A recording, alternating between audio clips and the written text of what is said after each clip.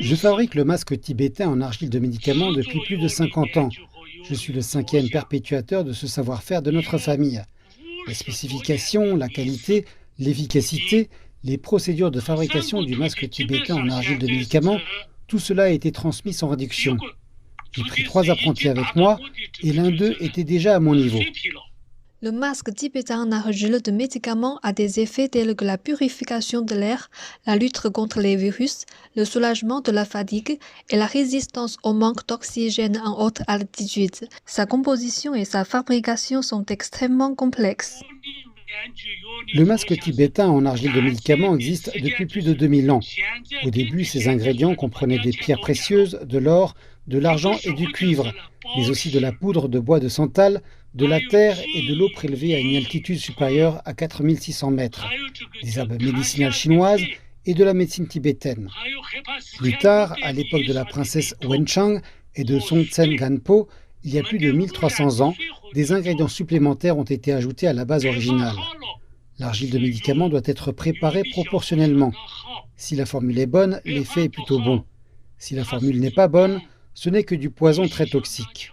Selon Zhangzi a pensé à de nombreuses façons de faire connaître ce patrimoine culturel immatériel au plus grand nombre. Chaque année, je vais à l'école pour expliquer aux élèves le savoir relatif aux masques de médicaments. Nous avons également créé un musée de recherche sur l'argile de médicaments. À présent, chaque année, il y a 3000 à 4000 visiteurs extérieurs et 1000 à 2000 visiteurs locaux. Selon Zhangzi a créé une entreprise pour vendre des masques tibétains en argile de médicaments à travers le pays et même à l'étranger, permettant à plus de gens de les admirer et de ressentir leur charme.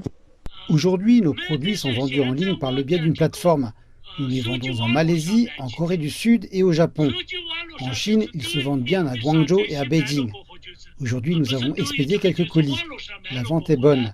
Ces dernières années, le gouvernement a mis l'accent sur les œuvres et les produits culturels.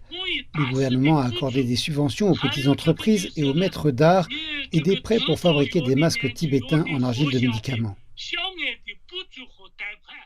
Après de nombreuses années d'efforts, Senong Zhangzi a hérité et développé l'héritage culturel immatériel tout en le transmettant. Qu'en pense-t-il? J'aime beaucoup ma vie actuelle. Je suis en bonne santé, mes œuvres sont appréciées par tout le monde et je suis heureux de les concevoir. Par conséquent, malgré mon âge avancé, j'ai la satisfaction d'avoir laissé mon art à la société pour lui procurer du plaisir spirituel.